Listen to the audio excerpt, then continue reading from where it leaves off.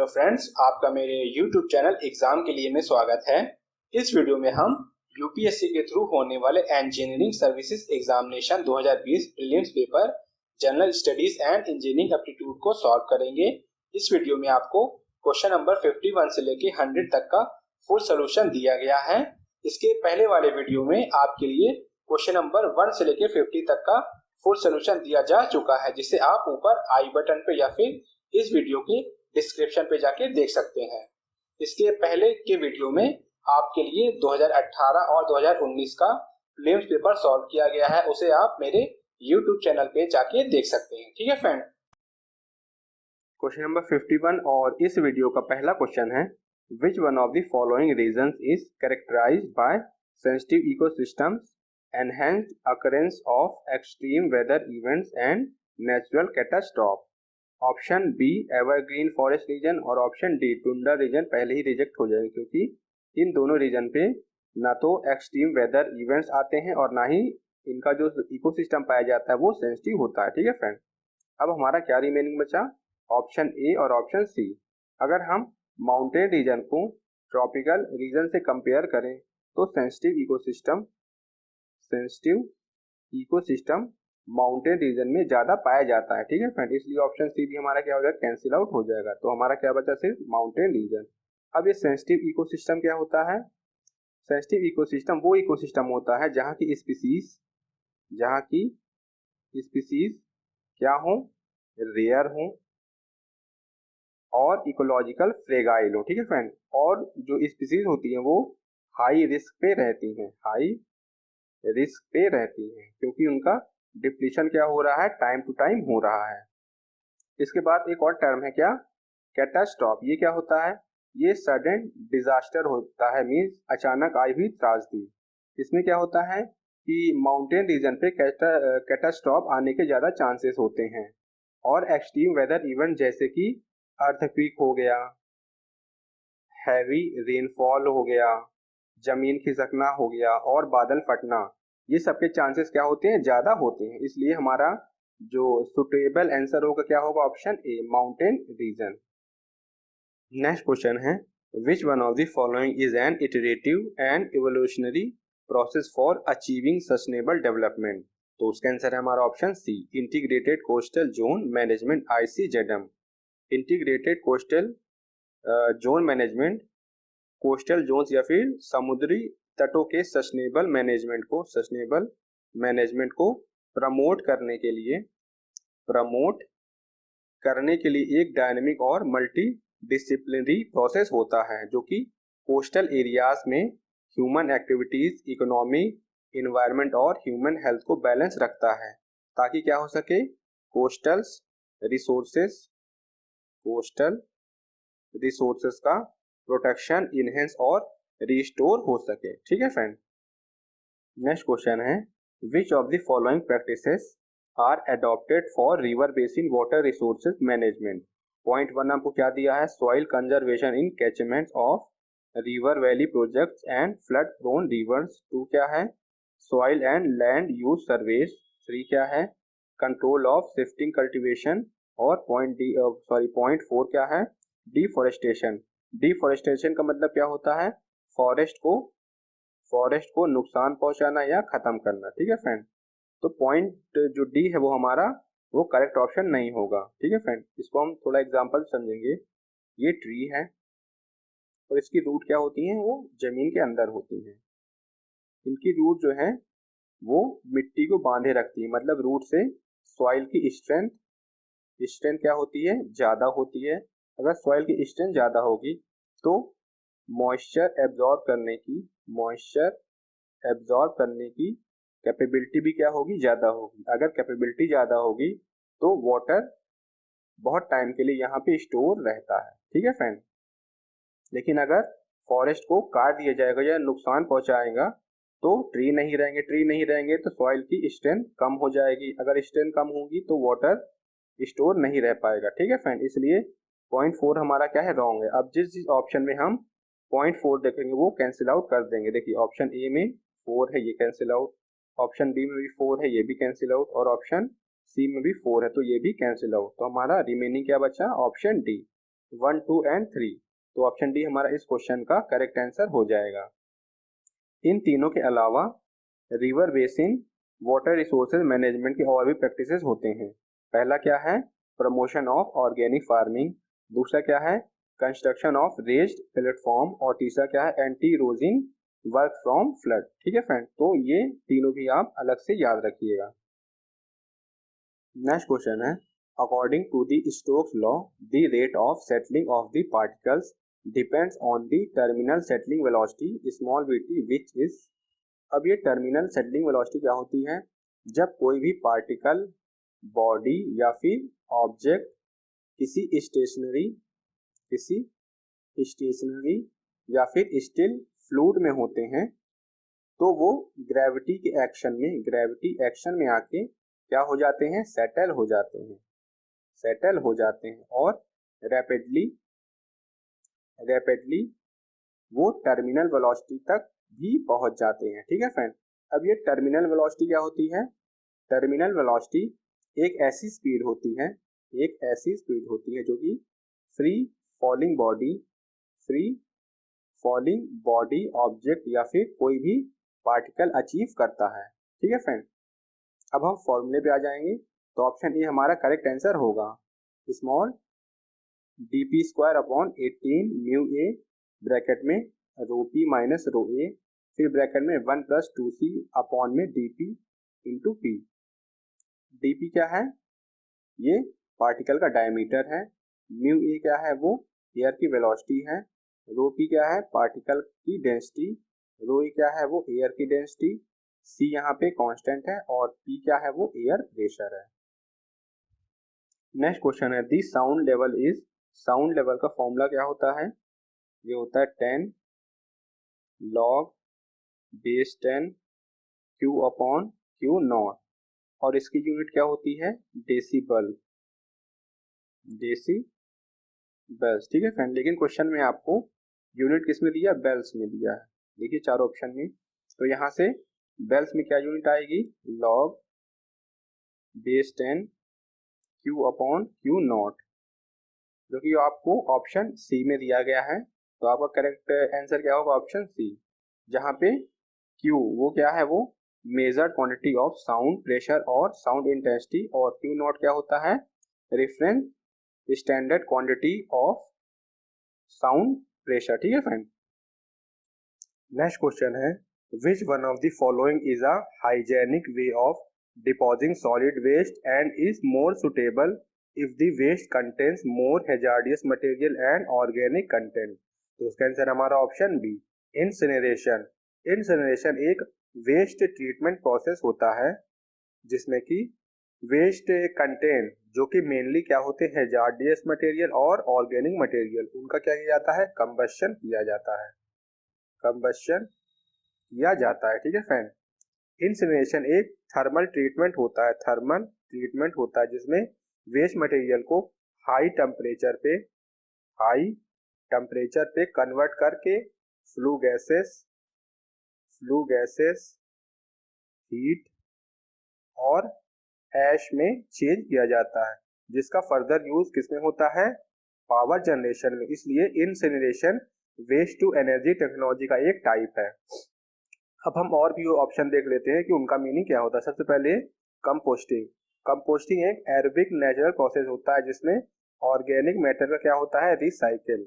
उसके बाद है ऑक्सीडेशन किसी भी रिएक्शन में मॉलिक्यूल, एटम और आयन जब इलेक्ट्रॉन लूज करते हैं तो उसे हम क्या कहते हैं, ऑक्सीडेशन। उसके बाद है सबग्रेडिंग, जब वेस्ट मटेरियल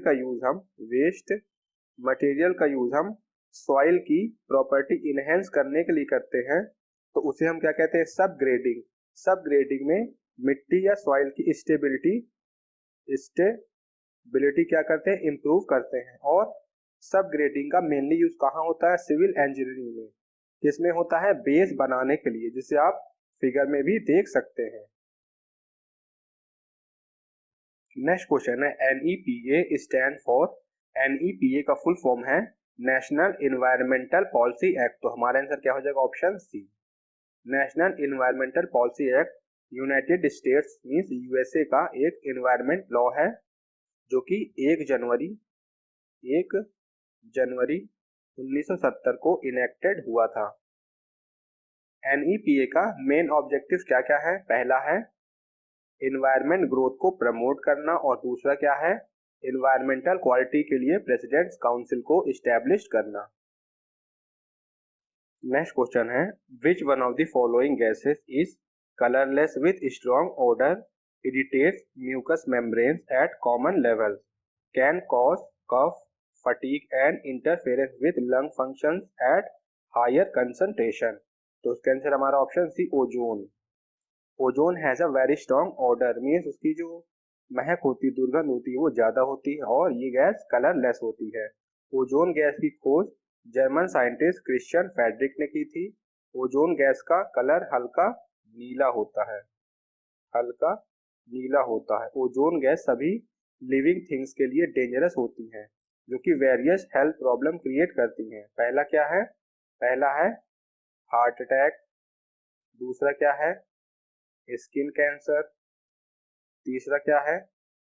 तीसरा है कफिंग, कफिंग, चौथा क्या है चेस्ट पेन, पांचवा क्या है गले में इन्फेक्शन, छठवा क्या है म्यूकस मेम्ब्रेन में इरिटेशन और सातवां क्या है कि ये गैसेस जिनको अस्थमा है उनके लिए बहुत खतरनाक होती है। ठीक है फ्रेंड। नेक्स्ट क्वेश्चन है basal convention provides. Basal convention एक इंटरनेशनल एग्रीमेंट या ट्रीटी है जो कि 22 मार्च 1989 मीन्स 1989 में UNEP के अंडर में स्विट्जरलैंड बेज़ल में साइन किया गया था। तब से इस कन्वेंशन को क्या नाम दिया? बेज़ल। बेज़ल कन्वेंशन के मेन ऑब्जेक्टिव क्या क्या है? पहला है नेशंस के बीच होने वाले हैजार्डियस वेस्ट के मूवमेंट को कम करना। हैजार्डियस वेस्ट में मेनली क्या होते हैं? रेडियो एक्टिव वेस्ट होते हैं। और दूसरा क्या है? डेवलप और अनडेवलप कंट्रीज के बीच में हैजार्डियस मटेरियल के ट्रांसफर को क्या करना? प्रिवेंट करना। ठीक है फ्रेंड। तो हमारा आंसर क्या हो जाएगा? Option B, international guidelines to control the transboundary movements of hazardous waste between different countries. Next question है which of the following are the suggested ways to reducing NOx emissions from stationary sources. NOx क्या होता है? Oxides of nitrogen, जो कि एक air pollutant का type है, air pollutant का टाइप है। नॉक्स के मेन एलिमेंट क्या क्या होते हैं? पहला है नाइट्रोजन डाइऑक्साइड और दूसरा है नाइट्रिक एसिड। अब नॉक्स कब जनरेट होता है? जब फ्यूल कंबस्शन के टाइम नाइट्रोजन एटम रिलीज होता है, तब वो ऑक्सीजन एटम से कंबाइन करके क्या बनाता है? NOx, means oxides of nitrogen. ठीक है फ्रेंड। और नॉक्स का साइड इफेक्ट क्या होता है? इससे सांस लेने में प्रॉब्लम होती है और अस्थमा होने का चांसेस बढ़ जाता है। अब हम देख लेंगे ऑप्शन में कि नॉक्स को कैसे रिड्यूस किया जा सकता है। पॉइंट 1 क्या है?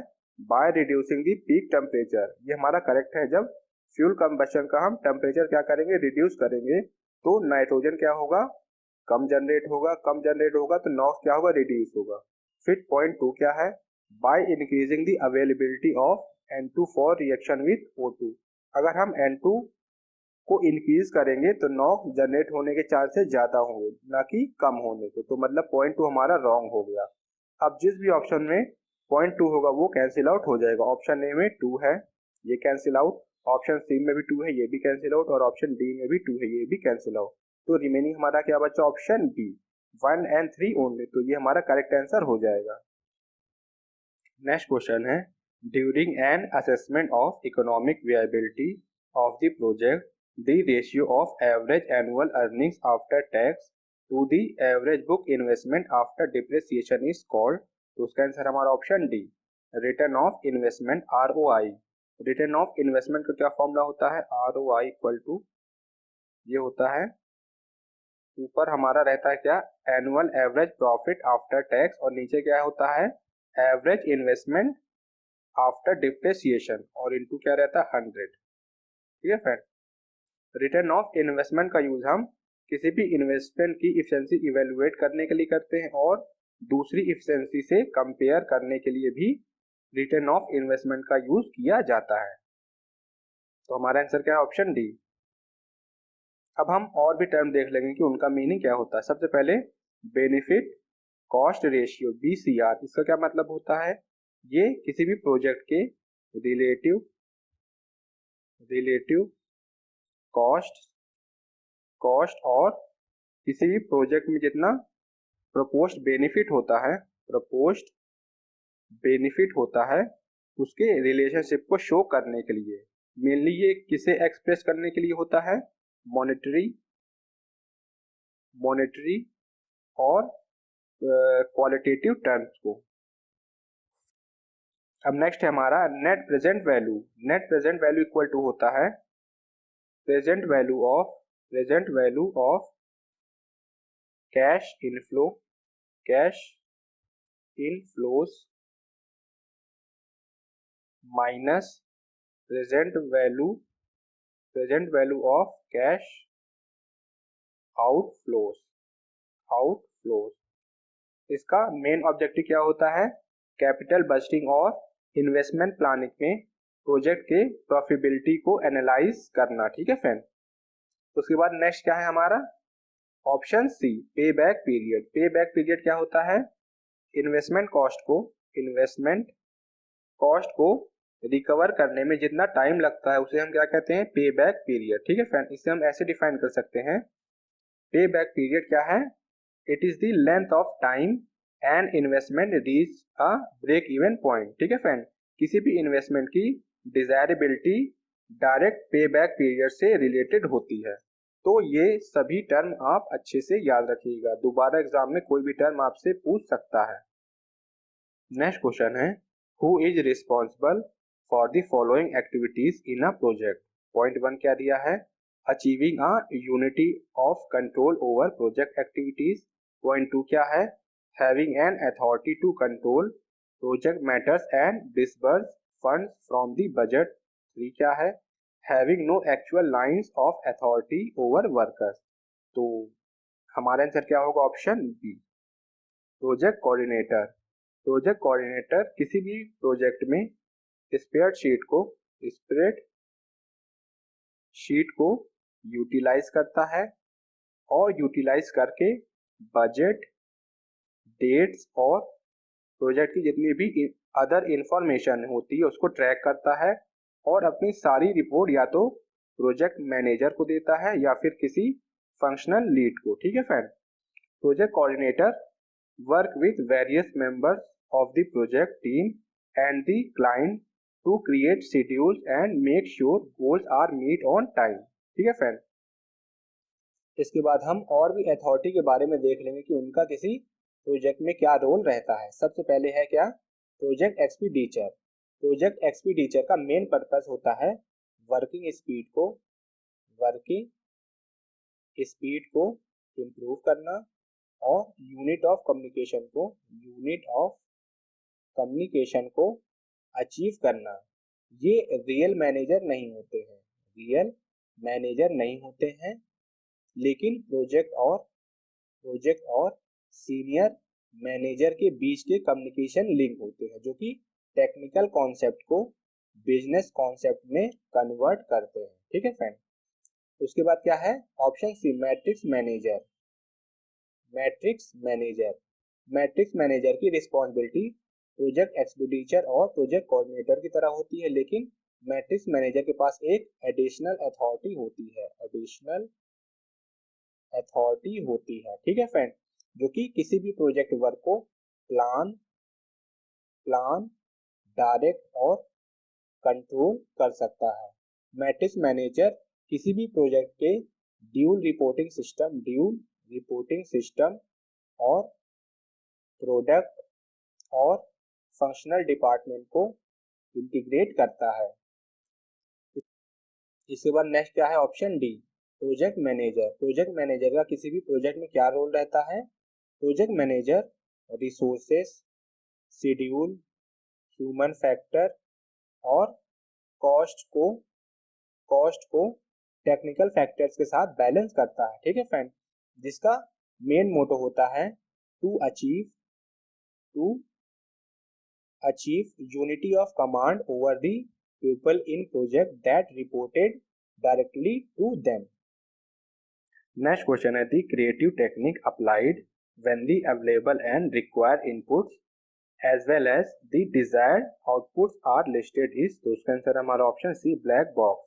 ब्लैक बॉक्स टेक्निक एक पावरफुल टेस्टिंग टेक्निक होती है क्योंकि इसमें किसी भी सिस्टम, एप्लीकेशन या फिर सॉफ्टवेयर का end to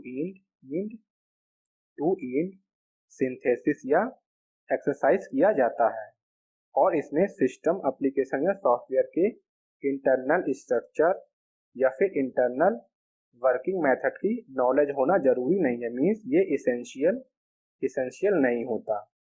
black box technique में हम सिस्टम, एप्लीकेशन या सॉफ्टवेयर के फंक्शनैलिटी का क्या करते हैं, एनालिसिस करते हैं और साथ ही एक इनपुट प्रोवाइड करते हैं और जो आउटपुट निकल के आता है उसे हम क्या करते हैं, ऑब्जर्व कर लेते हैं। ठीक है फ्रेंड, तो हमारा आंसर क्या होगा, ऑप्शन सी। उसके बाद हम और भी टर्म देख लेते हैं। ऑप्शन ए क्या है, एट्रीब्यूट लिसनिंग। ये क्या होता है, किसी भी प्रोजेक्ट, सिस्टम या ऑब्जेक्ट को ब्रेक करने से आप उसे अच्छे से आइडेंटिफाई कर सकते हैं, जिससे कि अगर बाद में आपको उसे चेंज मॉडिफाई या इम्प्रूव करना है तो उसे आसानी से कर पाए। ठीक है friend, attribute listening complex system के लिए यूज होता है जहां आपको सिस्टम के सभी स्टेज या फीचर को कंसीडर करना रहता है। ठीक है फ्रेंड, उसके बाद है डायरेक्ट ड्रीमिंग, ये कुछ नहीं होता। फिर नेक्स्ट क्या है, डेल्फी एक फोरकास्टिंग मेथड है जिसमें एक्सपर्ट पैनल का यूज किया जाता है। नेक्स्ट क्वेश्चन है द मार्केट प्राइस पर share of a company is ₹125, the dividend per share DPS expected year is ₹12 and DPS is expected to grow at a constant rate of 8% per annum.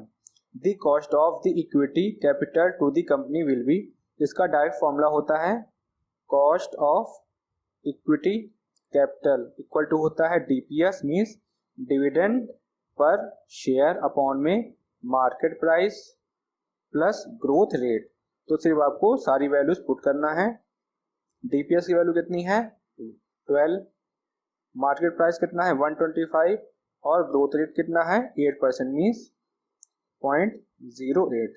इसको आप solve कर लेंगे तो आपकी value क्या आ जाएगी 0.176 या फिर 17.6%। ठीक है फ्रेंड, जो कि आपको ऑप्शन ए में दिया है, तो ऑप्शन ए आपका इस क्वेश्चन का करेक्ट ऑप्शन हो जाएगा। नेक्स्ट क्वेश्चन है which one of the following risk can be reduced by investing in projects और acquiring other firms that have a negative correlation with the earnings of the firm. अब ये negative correlation क्या होता है, दो firm के variables के बीच में, दो फर्म्स के वेरिएबल्स के बीच में जो रिलेशनशिप होता है उसे हम क्या कहते हैं, रिलेटिव कोरिलेशन। इसमें एक फर्म का वेरिएबल क्या होगा वो इंक्रीज करेगा और दूसरे फर्म का वेरिएबल क्या होगा वो डिक्रीज करेगा, मींस दोनों के बीच में कैसा रिलेशन होता है, इनवर्सली प्रोपोर्शनल का। ठीक है फ्रेंड, अब हम क्वेश्चन में आते हैं। तो इस क्वेश्चन का आंसर हमारा क्या होगा, ऑप्शन डी पोर्टफोलियो रिस्क। सबसे पहले आप ये जाने कि पोर्टफोलियो होता क्या है। पोर्टफोलियो फाइनेंशियल इन्वेस्टमेंट का कलेक्शन होता है, जैसे कि स्टॉक्स हो गया, स्टॉक्स, बॉन्ड्स हो गया, कमोडिटी हो गया, कैश हो गया और एक्सचेंज ट्रेडेड फंड। ठीक है फ्रेंड, ये सब क्या होते हैं पोर्टफोलियो, जिसमें मेनली स्टॉक, बॉन्ड्स और कैश ये क्या होते हैं पोर्टफोलियो के कोर होते हैं। अब हम आते हैं पोर्टफोलियो रिस्क। ये क्या होता है, किसी भी इन्वेस्टमेंट में कॉम्बिनेशन ऑफ एसेट और यूनिट्स अगर ऑर्गेनाइजेशन के फाइनेंशियल ऑब्जेक्टिव्स को ऑब्टेन करने में फेल हो जाते हैं तो उसे हम क्या कहते हैं, पोर्टफोलियो रिस्क। ठीक है फ्रेंड,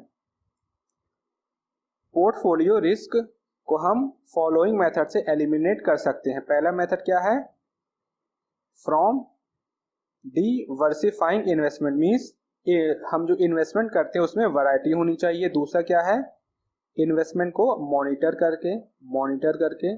तीसरा क्या है, जो एसेट्स होते हैं उनको प्रॉपरली एलोकेट करके। और चौथा क्या है, दूसरे फर्म को एक्वायर करके जो कि नेगेटिव कोरिलेशन के साथ हो। ठीक है फ्रेंड, यही आपसे क्वेश्चन में भी पूछा था, इसलिए हमारा आंसर क्या होगा, ऑप्शन डी, पोर्टफोलियो रिस्क। अब हम बाकी के टर्म भी देख लेते हैं कि उनका मीनिंग क्या होता है। सबसे पहले है investment risk. Investment risk is the probability of losing the expected return. फिर बी क्या है, बिजनेस रिस्क, कमर्शियल बिजनेस की इनएडेक्वेट प्रॉफिट को ऑब्टेन करने की पॉसिबिलिटीज। फिर सी क्या है, फाइनेंशियल रिस्क, ये क्या होता है, possibility of losing money on business. ठीक है फ्रेंड, तो ये तीनों टर्म भी आप याद रखिएगा। नेक्स्ट क्वेश्चन है, an individual investor who invest in the E project usually during an early stage is. इसे हम एक एग्जाम्पल समझेंगे। एज्यूम कर लीजिए कि आपको कोई बिजनेस का स्टार्टअप करना है और उसके लिए आपको हेल्प की ज़रूरत है। आपने बहुत सारे लोगों से कहा लेकिन किसी ने आपकी हेल्प नहीं की। फिर बाद में एक पर्सन एक्स ने आपकी बिजनेस स्टार्ट करने में हेल्प की। ठीक है फ्रेंड, तो उसे हम क्या कहेंगे, एंजल इन्वेस्टर। तो ऑप्शन सी आपका करेक्ट आंसर हो जाएगा। तो एंजल इन्वेस्टर की डेफिनेशन क्या हुई, angel investor an individual who provides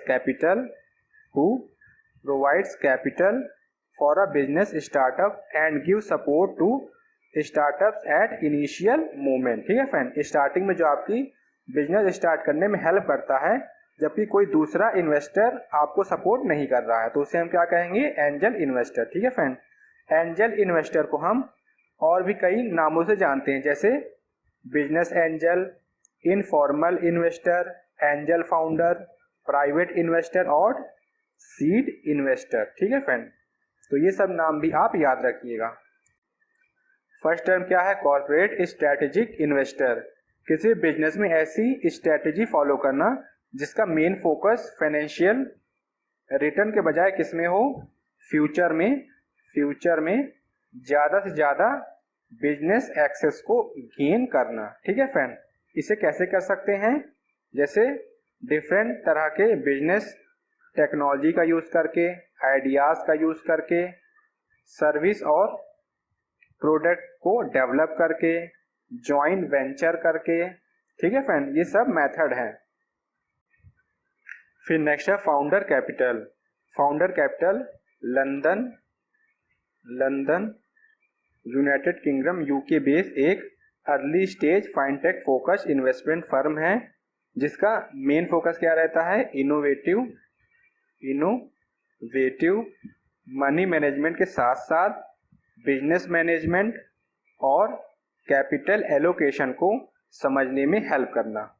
फिर नेक्स्ट क्या है, वेंचर कैपिटल एक तरह की फंडिंग या फिर फाइनेंशियल टूल होता है जो कि न्यू बिजनेस और ग्रोइंग बिजनेस को स्टार्ट होने में क्या करता है, हेल्प करता है।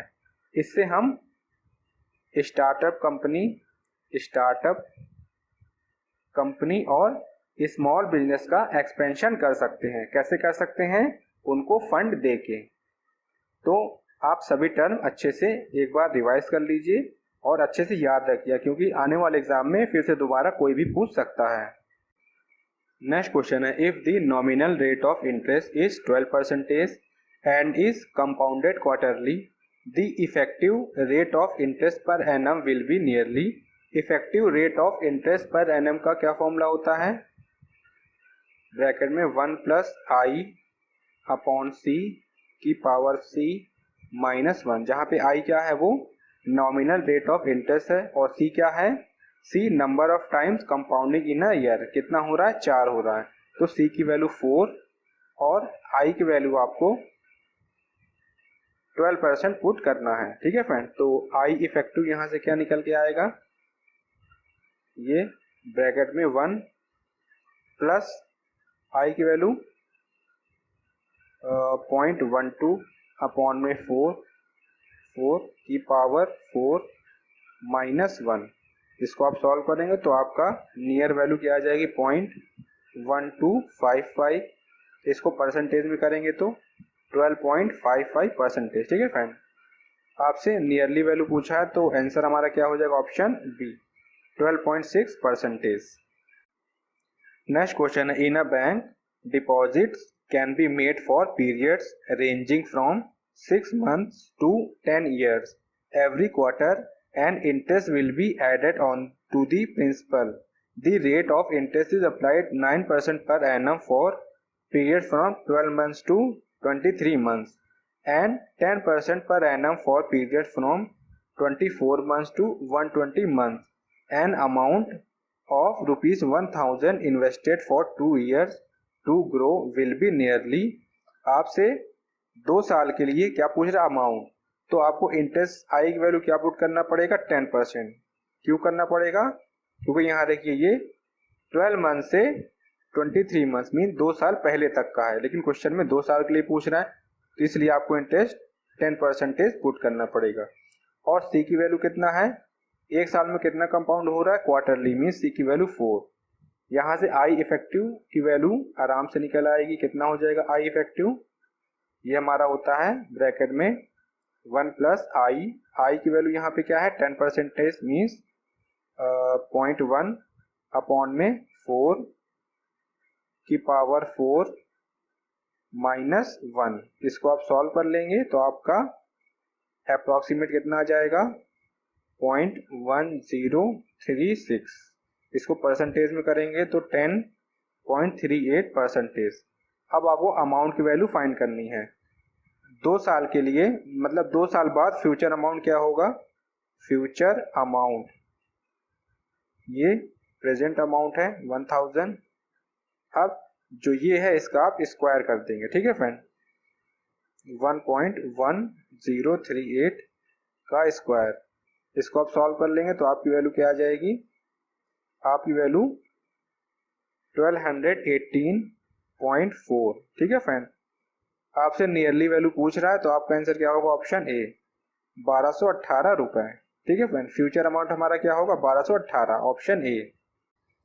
नेक्स्ट क्वेश्चन है, a company has issued 20 million worth of non-convertible debentures, each at a face value of ₹100 at the rate of 12%. Each debenture is redeemable at a premium of 5% after 10 years. If the net amount realized is ₹95 and tax rate is 40%, the cost per debenture will be। Cost per debenture का एक direct formula होता है, cost per debenture equal to bracket में interest into 1 minus tax plus redeemable value minus net proceed upon में number of year n। ये हमारा into 100 होता है, 100 अपॉन में क्या हो जाएगा redeemable value plus net proceed upon में n। जहाँ पे इंटरेस्ट की वैल्यू कितनी है, आई की वैल्यू हमारी 12% है।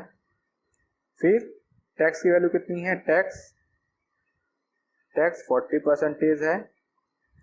रिडीमेबल वैल्यू कितना है आरवी, स्टार्टिंग में 100 है और प्रीमियम कितना 5%, तो दोनों का ऐड करेंगे तो हमारा 105 आ जाएगा। फिर नेट प्रोसीड कितना है, ये क्वेश्चन में हमारा 95 दिया है और स्मॉल एन की वैल्यू कितनी है 10 ईयर्स। ये सारी वैल्यूज आप यहाँ पुट करेंगे तो आपका आंसर क्या आ जाएगा, कॉस्ट पर डिबेंचर की वैल्यू हमारी 0.0819। इसको परसेंटेज में करेंगे तो आपको क्या आ जाएगा 8.19। ठीक है फ्रेंड, जो कि किसके नियरली वैल्यू है ऑप्शन डी के, तो ऑप्शन डी हमारा करेक्ट आंसर हो जाएगा। नेक्स्ट क्वेश्चन है, a cybernetic control system that acts to reduce deviations from standard is called, तो उसका आंसर हमारा option A a negative feedback loop। सबसे पहले आप ये जानें कि साइबरनेटिक कंट्रोल सिस्टम होता क्या है। साइबरनेटिक कंट्रोल सिस्टम एक ट्रांसडिसिप्लिनरी अप्रोच है जिसमें किसी भी रेगुलेटरी या परपोसिव सिस्टम को एक्सप्लोर किया जाता है, साथ ही साथ सिस्टम के स्ट्रक्चर्स, कंस्ट्रेंट और पॉसिबिलिटीज को भी एक्सप्लोर किया जाता है। साइबरनेटिक सिस्टम का कोर कॉन्सेप्ट क्या होता है? साइबरनेटिक सिस्टम का कोर कॉन्सेप्ट होता है सर्कुलर कैजुअलिटी या फीडबैक। साइबरनेटिक्स मेनली किन एक्टिविटीज के लिए कंसर्न होता है? पहला है एनवायरमेंटल एक्टिविटीज, दूसरा है टेक्नोलॉजिकल, तीसरा है बायोलॉजिकल, चौथा है सोशल सिस्टम और लास्ट हमारा है जितनी भी प्रैक्टिकल एक्टिविटीज होती है, वो चाहे डिजाइनिंग हो जाए, कन्वर्सेशन होता है, लर्निंग हो जाए या फिर मैनेजिंग। एक फिगर हम देख लेते हैं साइबरनेटिक कंट्रोल सिस्टम का। बीच में हमारा क्या होता है? कंट्रोलर, यहाँ होता है सेंसर, ये सिग्नल हमारा कहाँ जाएगा? कंट्रोलर तक, फिर उसके बाद कहाँ जाएगा? ये अदर सिस्टम, ठीक है फ्रेंड। और जो फीडबैक होगा हमारा वापस कहाँ जाएगा? सेंसर में। इसी को हम क्या कहते हैं? साइबरनेटिक लूप, और इसको रिएक्शन फीडबैक या फिर निगेटिव फीडबैक लूप भी कहते हैं। Cybernetic control system mainly standard deviation को रिड्यूस करने के लिए यूज होता है, और स्टैंडर्ड डेविएशन रिड्यूस करने की टेंडेंसी को हम क्या कहते हैं? Negative feedback loop. इसलिए हमारा आंसर क्या है? ऑप्शन ए, ठीक है फ्रेंड। इसमें क्या करता है कि सिस्टम का आउटपुट अगर स्टैंडर्ड वैल्यू जो स्टैंडर्ड वैल्यू है हमारी उससे थोड़ा डिफरेंट हो जाता है, तो जो कंट्रोल मैकेनिज्म है वो आउटपुट को अपोजिट डायरेक्शन में मूव करता है, ठीक है फ्रेंड। इसलिए हम इसको ऐसे रिप्रेजेंट कर सकते हैं कि जो कंट्रोल सिस्टम की स्पीड और फोर्स होता है, स्पीड या फिर फोर्स, वो डायरेक्ट प्रोपोर्शनल किसके होगा? Size of deviation from the standard, size of deviation from the standard, ठीक है फ्रेंड। तो ये सभी आप अच्छे से याद रखिएगा। अगर आपको कोई भी डाउट हो तो आप कमेंट बॉक्स में कमेंट कर सकते हैं। नेक्स्ट क्वेश्चन है, in which one of the following types of bonds the bond formation is by free moving electrons in an array of positive ions? तो उसका आंसर हमारा option C, metallic bond. Metallic bond में atoms free electron donate करते हैं और क्या बन जाते हैं? पॉजिटिव आयन, ठीक है फ्रेंड। तो मेटेलिक बॉन्ड में जो बॉन्ड बनता है वो फ्री मूविंग इलेक्ट्रॉन्स और पॉजिटिव आयंस के बीच में बनता है, जिसे हम फिगर में भी देख सकते हैं। इसे हम ऐसे भी कर सकते हैं कि पॉजिटिव आयन को एक साथ होल्ड करने के लिए free electron as a glue की तरह एक्ट करते हैं। ऑप्शन ए होमोपोलर बॉन्ड और ऑप्शन डी कोवेलेंट बॉन्ड, ये दोनों एक ही हैं। इनमें क्या होता है कि एटम्स के बीच में जब बॉन्ड इलेक्ट्रॉन की शेयरिंग से बनता है तो उस बॉन्ड को हम क्या कहते हैं? होमोपोलर या कोवेलेंट बॉन्ड। इसे हम एक एग्जांपल से देखेंगे। क्लोरीन का एटॉमिक नंबर कितना होता है? 17, जिसे हम ऐसे लिख सकते हैं 287। क्लोरीन को स्टेबल होने के लिए लास्ट ऑर्बिट में कितने इलेक्ट्रॉन होने चाहिए? 8, लेकिन है 7, तो एक कम है। इसका मतलब क्लोरीन दूसरे क्लोरीन एटम से एक इलेक्ट्रॉन की शेयरिंग कर लेगा, तभी उसके 8 इलेक्ट्रॉन पूरे हो जाएंगे और स्टेबल बन जाएगा। देखिए ये क्लोरीन एक एटम है, दूसरा एक इलेक्ट्रॉन की शेयरिंग कर लीजिए दोनों, और लास्ट ऑर्बिट में कितने हैं? 7, एक एक की शेयरिंग कर लिए तो बचे कितने? 6। 1 2 3 4 5 6, इसमें भी ऐसे 1 2 3 4 5 6, ये 6 हो गए और ये 8 हो गए, तो लास्ट ऑर्बिट में 8 हो गया, इसका मतलब क्लोरीन स्टेबल हो गया, ठीक है फ्रेंड। इसके बाद हमारा है ऑप्शन बी इलेक्ट्रोस्टैटिक बॉन्ड। ये क्या होता है? ये एक ऐसा केमिकल बॉन्ड होता है जिसमें कि इलेक्ट्रोस्टैटिक अट्रैक्शन काम करता है, जिसमें एक एटम इलेक्ट्रॉन लूज करता है और पॉजिटिव आयन बन जाता है, और दूसरा एटम उसी इलेक्ट्रॉन को क्या करता है? गेन करता है। गेन करके क्या बन जाएगा? वो नेगेटिव आयन, ठीक है फ्रेंड। आप कंफ्यूज मत होइएगा कि मेटेलिक बॉन्ड और इलेक्ट्रोस्टैटिक बॉन्ड दोनों एक ही हैं, ठीक है फ्रेंड। ये दोनों अलग अलग हैं, इसे आप थोड़ा डिटेल में पढ़ सकते हैं। इलेक्ट्रोस्टैटिक बॉन्ड का एग्जांपल क्या होगा? हाइड्रोजन बॉन्ड और इलेक्ट्रोवैलेंट बॉन्ड। ठीक है फ्रेंड। नेक्स्ट क्वेश्चन है, if a pair of one cation and one anion is missing in an ionic crystal such that those pairs of ions are equal to maintain electrical neutrality, then that pair of vacant sites is called. तो इसका answer हमारा option है Schottky imperfection. इस question को हम detail में देखेंगे। जितने भी नेचुरली क्रिस्टल होते हैं वो परफेक्ट नहीं होते, उनमें कुछ ना कुछ इम्प्योरिटी होती है। अगर वो इम्प्योरिटी एज अ पॉइंट के फॉर्म में हो तो उस इम्प्योरिटी को हम क्या कहेंगे? पॉइंट इम्परफेक्शन, जो कि आपको ऑप्शन डी में दिया गया है। ठीक है फ्रेंड। पॉइंट इम्परफेक्शन कई टाइप के होते हैं, जिनमें 3 टाइप आपको क्वेश्चन में ही दिया गया है। ए क्या है? Schottky imperfection. फिर दूसरा क्या है? वैकेंसी के फॉर्म में इम्परफेक्शन। तीसरा क्या है? Frenkel defect. इन तीनों के अलावा 2 और होते हैं, जिनमें चौथा क्या है? सब्स्टिट्यूशनल इम्प्योरिटी और पांचवा क्या है? Interstitial impurity. ठीक है फ्रेंड। स्कॉटकी इम्परफेक्शन आपको क्वेश्चन में ही डिटेल में दिया है। इसके बाद हम और भी इम्प्योरिटी के बारे में देख लेंगे। Next option B, pair of vacancy.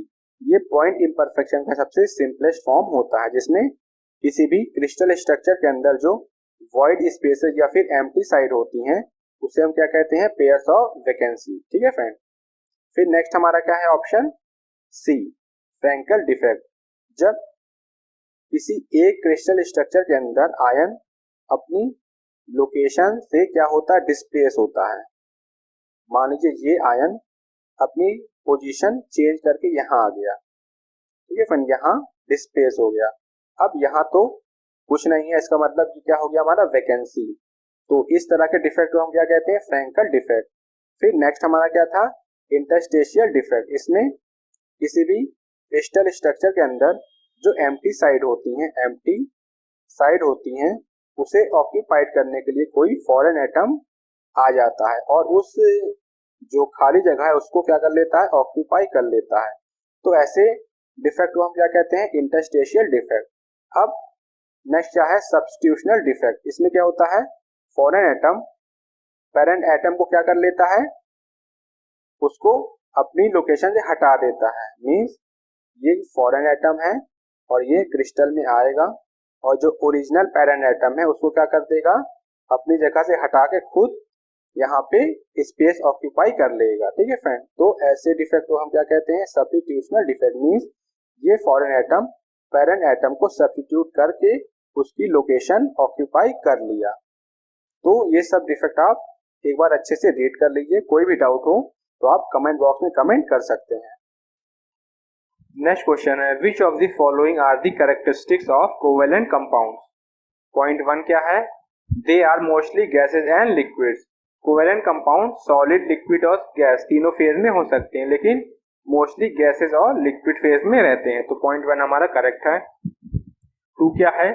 They are usually electric insulators. ये भी हमारा करेक्ट है। 3 क्या है? They are directional in nature. ये भी हमारा करेक्ट है। और लास्ट पॉइंट 4 क्या दिया है? They are insoluble in polar solvent like water but are soluble in non polar solvent. ये भी हमारा करेक्ट है। इन चारों के अलावा कोवेलेंट कंपाउंड्स का मेल्टिंग और बॉइलिंग पॉइंट भी हाई होता है और स्ट्रेंथ भी क्या होती है? हाई होती है। इसके साथ साथ ही कोवेलेंट कंपाउंड ब्रिटलनेस को इम्प्रूव करते हैं। ठीक है फ्रेंड। तो इस क्वेश्चन में ये चारों पॉइंट सही है, तो हम देख लेंगे हमारा आंसर क्या होगा। ऑप्शन डी इस क्वेश्चन का करेक्ट आंसर होगा। नेक्स्ट क्वेश्चन है, the photoelectric current depends on which of the following factor. Photoelectric current में occur as a result of photoelectric और फोटोवोल्टाइक इफेक्ट। अब ये फोटोवोल्टाइक इफेक्ट होता क्या है?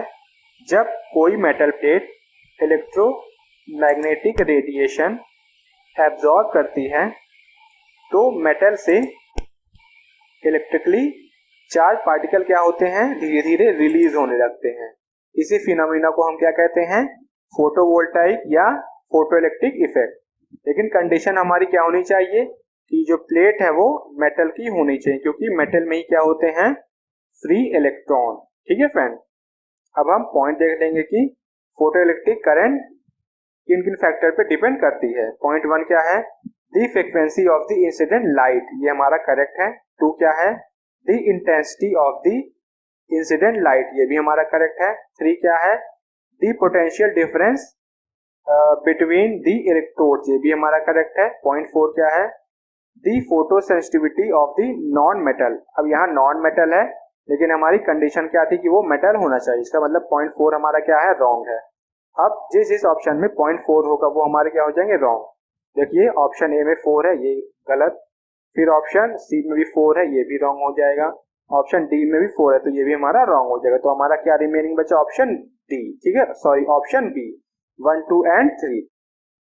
नेक्स्ट क्वेश्चन है, which one of the following statements is correct regarding ductile fracture. सबसे पहले आप ये जाने कि डक्टाइल मटेरियल या डक्टिलिटी क्या होती है। Ductility is the ability of material to plastically deform without fracturing under stress. Means अगर ये कोई मटेरियल है, इस पे हम स्ट्रेस अप्लाई कर रहे हैं या force per unit area apply कर रहे हैं, तो इसमें जो डिफॉर्मेशन होगा वो अचानक से नहीं होगा, वो धीरे धीरे होगा, मींस प्लास्टिकली या एक लचीलेपन के साथ। तो उसी एबिलिटी को हम क्या कहते हैं, डक्टिलिटी, ठीक है फ्रेंड। अब हम देखेंगे कि डक्टाइल फ्रैक्चर क्या होता है। जब भी हम किसी मटेरियल पे स्ट्रेस लगाते हैं तो एक्चुअल फ्रैक्चर से पहले वो मटेरियल जितना भी massive amounts of energy absorb करता है उसी को हम क्या कहते हैं, डक्टाइल फ्रैक्चर, ठीक है फ्रेंड। डक्टाइल फ्रैक्चर को हम एक्चुअल फ्रैक्चर भी कहते हैं, इसे हम ग्राफ में भी देखेंगे। ये y एक्सिस पे हमारा स्ट्रेस है और x एक्सिस पे हमारा क्या है, स्ट्रेन है, ठीक है फ्रेंड। अब धीरे धीरे जैसे जैसे हम स्ट्रेस की वैल्यू बढ़ाएंगे वैसे वैसे क्या होगा, स्ट्रेन होगा, मतलब डिफॉर्मेशन होगा, यहाँ होगा। ये वाला पॉइंट हमारा होता है इलास्टिक लिमिट, उसके बाद ये वाला पॉइंट हमारा ये होता है यील्ड पॉइंट, उसके बाद धीरे धीरे नीचे आता है, फिर सडन ऊपर जाता है, टॉप में जाता है, फिर टॉप जो मैक्सिमम पॉइंट होता है इसे हम कहते हैं अल्टीमेट टेंसाइल स्ट्रेंथ। यहाँ से क्या आएगा, धीरे धीरे नीचे आएगा और यहाँ पे जो मटेरियल है उसकी ब्रेकिंग हो जाएगी। इस पॉइंट में जो होता है उसको हम क्या कहते हैं, ब्रेकिंग स्ट्रेस, ठीक है फ्रेंड। अब हम सारी लाइन ड्रॉ कर लेंगे।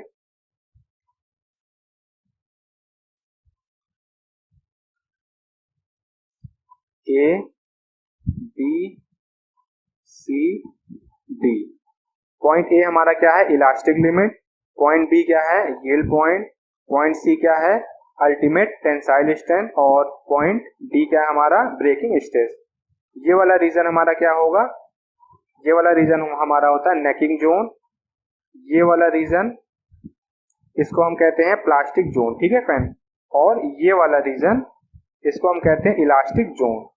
तो हमारा आंसर क्या होगा, जो डक्टाइल फ्रैक्चर होता है कहाँ होता है, नेकिंग रीजन में होता है, ठीक है फ्रेंड, या नेकिंग जोन में।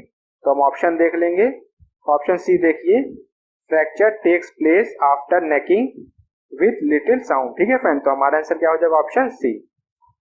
नेक्स्ट क्वेश्चन है, which of the following factors are affecting critical shear stresses.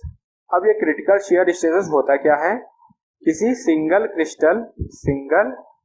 Crystal के क्रिस्टलोग्राफिक प्लेन के डायरेक्शन के अलोंग स्लिप जनरेट करने के लिए जो शियर स्ट्रेस लगता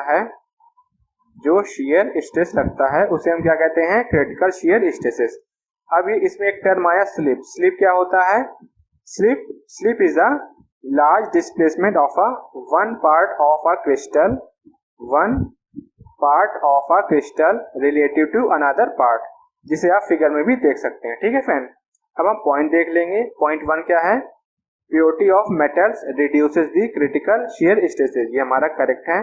2 क्या है, surface film greatly enhance the critical shear stress, ये भी हमारा करेक्ट है। 3 क्या है, राइज इन टेम्परेचर, ये भी करेक्ट है। पॉइंट 4 क्या है, rate of deformation and the extent of initial deformation also help in raising the critical shear stresses, ये भी हमारा करेक्ट है। मींस चारों ही पॉइंट हमारे करेक्ट हैं। अब हम ऑप्शन देख लेंगे, ऑप्शन डी इस क्वेश्चन का करेक्ट आंसर होगा, 1, 2, 3 एंड 4। नेक्स्ट क्वेश्चन है which one of the following types of materials is having high remanence coercivity and saturation flux density as well as low permeability and high hysteresis energy losses. तो उसका answer हमारा option B hard magnetic materials. Hard magnetic materials have an ability to retain magnetic field. ठीक है friend, और hard magnetic materials का BH curve soft magnetic material से ज्यादा होता है। बीएच कर्व को हम मैग्नेटाइजेशन कर्व भी कहते हैं, जो कि आप फिगर में देख सकते हैं कि हार्ड मैग्नेटिक मटेरियल का जो रिमनेंस गैप होता है वो सॉफ्ट मैग्नेटिक मटेरियल से ज्यादा होता है। अब हार्ड मैग्नेटिक मटेरियल की कुछ प्रॉपर्टी हम देख लेते हैं। पहली क्या है, हाई रिटेंटिविटी। इसका मतलब क्या होता है कि ये मैग्नेटिक फील्ड को ज्यादा रेजिस्ट करता है। दूसरी प्रॉपर्टी क्या है, हाई कोएडिसिविटी, जो कि आपको क्वेश्चन में भी दिया है। कोएडिसिविटी का मतलब होता है वॉयलेंट या कंपल्सिव। ठीक है फ्रेंड। फिर थर्ड प्रॉपर्टी क्या है, इसमें जो हिस्टेसिस लॉस होता है वो हाई होता है, ये भी आपको क्वेश्चन में दिया है। फिर नेक्स्ट क्या है, परमेबिलिटी क्या होती है, परमेबिलिटी लो होती है। उसके बाद क्या है, eddy current loss. Eddy current loss क्या होता है, ज्यादा होता है। और नेक्स्ट प्रॉपर्टी क्या है, मैग्नेटिक एनर्जी जो स्टोर होती है वो क्या होती है, ज्यादा होती है। ठीक है फ्रेंड। और हार्ड मैग्नेटिक मटेरियल्स के एग्जांपल क्या होंगे, पहला है मैग्नेटिक स्टील्स। Magnetic steels.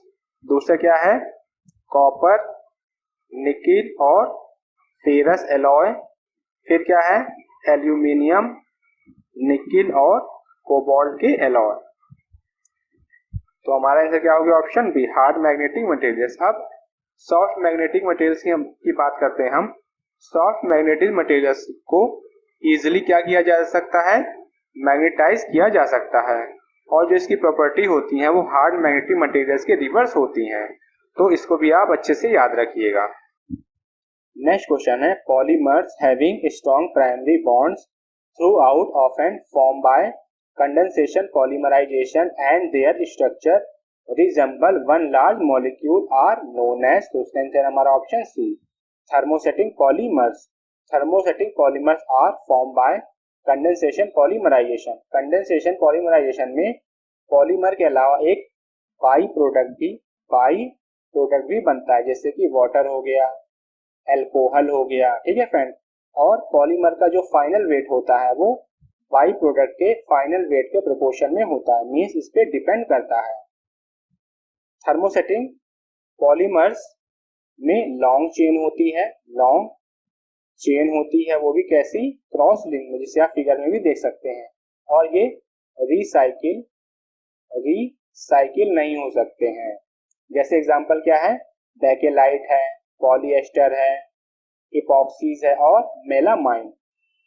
इसके बाद हम देखेंगे थर्मोप्लास्टिक पॉलीमर्स।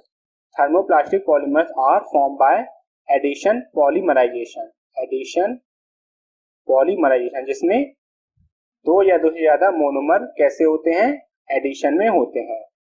इसमें पॉलीमर लॉन्ग चेन में होती है, लेकिन क्रॉस लिंक नहीं होता। ठीक है फ्रेंड, ये डिफरेंस आप अच्छे से याद रखिएगा। और ये रीयूजेबल होते हैं। रीयूजेबल मीन्स इसे रिसाइकिल किया जा सकता है। जैसे एग्जांपल हमारा क्या है, पॉलीथीन हो गया, पीवीसी हो गया, टेफ्लॉन हो गया और पॉलीस्टाइरीन। इसके बाद हम देखेंगे ऑप्शन बी थर्मोसॉफ्टनिंग पॉलीमर। ये क्या होते हैं, ये सेम थर्मोप्लास्टिक पॉलीमर्स की तरह होते हैं। फिर ऑप्शन डी हमारा क्या है, रैंडम पॉलीमर। इसमें जो मोनोमर होते हैं वो किसी भी ऑर्डर में जुड़े रहते हैं और पॉलीमर फॉर्म करते हैं। जैसे एग्जांपल मान ले, कोई पॉलीमर दो मोनोमर से बना, एक ए है एक बी है। अगर ये सिर्फ ए से बना होगा, ए से जुड़ के बना होगा, तो उसे हम क्या कहेंगे, उसे हम कहेंगे होमोमर। ठीक है फ्रेंड। अब अगर ये इसका स्ट्रक्चर कुछ ऐसा हुआ, ई ई बी फिर ए और ए, इसे हम कहेंगे ब्लॉक पॉलीमर। इसके अलावा अगर स्ट्रक्चर कुछ ऐसा हुआ हमारा,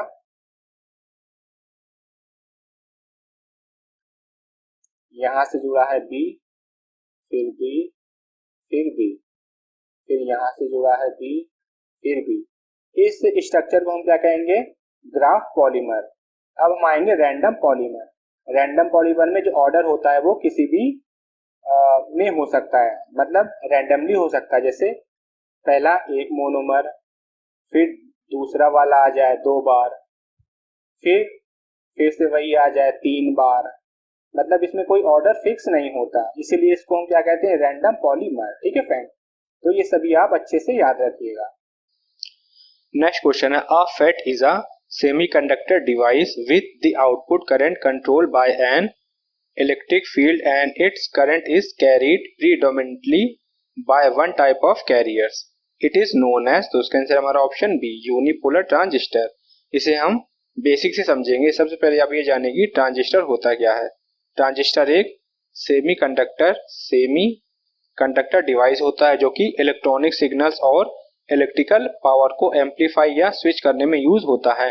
ट्रांजिस्टर के 3 टर्मिनल होते हैं, पहला है एमीटर, दूसरा है बेस और तीसरा है कलेक्टर। ठीक है फ्रेंड, अब ट्रांजिस्टर के हम टाइप पे आते हैं। पहला टाइप क्या है? Unipolar transistor.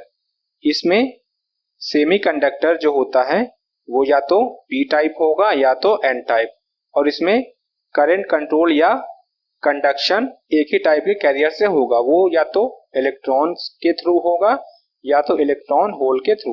यही क्वेश्चन आपसे पूछा है कि by one type of carrier. ठीक है फ्रेंड, इसलिए हमारा आंसर क्या होगा? Option B.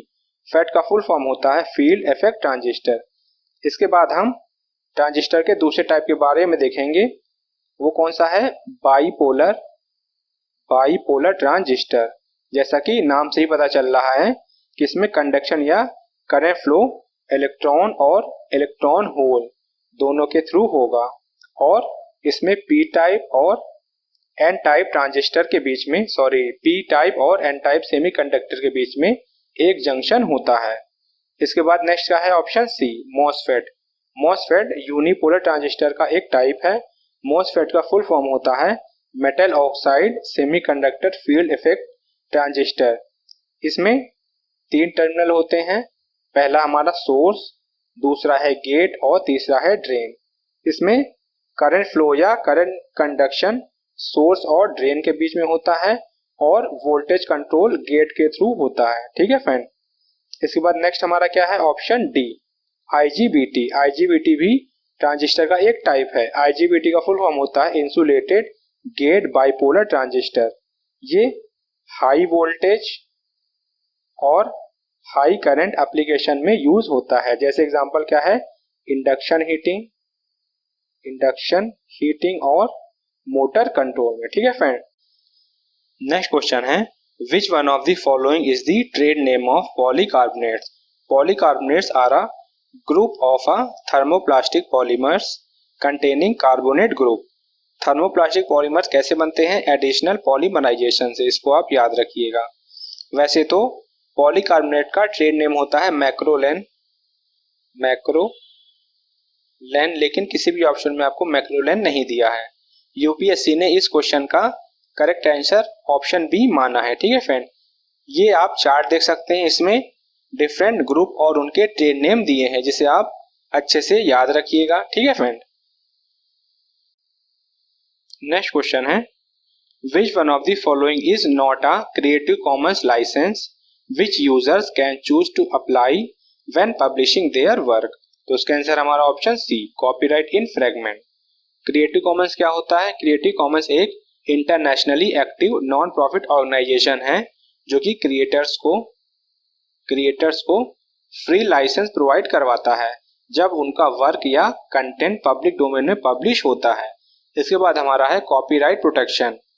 उस कंटेंट को दूसरे लोग यूज ना कर सकें और फिर से कॉपी ना कर सके। ठीक है, उसे हम क्या कहते हैं? Copyright protection. जब किसी क्रिएटर का work under CC licence means creative commons licence के अंडर पब्लिश होता है तो दूसरे लोग उस वर्क को यूज नहीं कर सकते, और अगर यूज भी करना होता है तो क्रिएटर की परमिशन लेना पड़ेगा। अगर परमिशन लिए बिना ही कोई अदर यूजर उसको यूज करता है तो वो उसको हम क्या कहेंगे? Copyright in fragment. ठीक है फ्रेंड, जब कॉपीराइट प्रोटेक्टेड मटेरियल, वर्क या कंटेंट का यूज दोबारा कॉपीराइट होल्डर की परमिशन के बिना किया जाए तो उसे हम क्या कहेंगे, कॉपीराइट इन्फ्रिंजमेंट। ठीक है फ्रेंड। इसके बाद हमारा option B, share alike. Share alike को हम कॉपी लेफ्ट लाइसेंस भी कहते हैं। शेयर लाइक में हमें कॉपीराइट वर्क को एडिट और मॉडिफाई करके रीयूज करने की परमिशन मिलती है। नेक्स्ट क्वेश्चन है the ethernet designed by IEEE to compete with LAN protocols which can transmit data 10 times faster at a rate of 100 Mbps is, तो इसका आंसर हमारा ऑप्शन ए, फास्ट ईथरनेट। सबसे पहले आप ये जानें कि ईथरनेट होता क्या है। ईथरनेट किसी भी लोकल एरिया नेटवर्क में बहुत सारे कंप्यूटर्स को एक साथ कनेक्ट करने का मेथड होता है। उसके बाद है IEEE।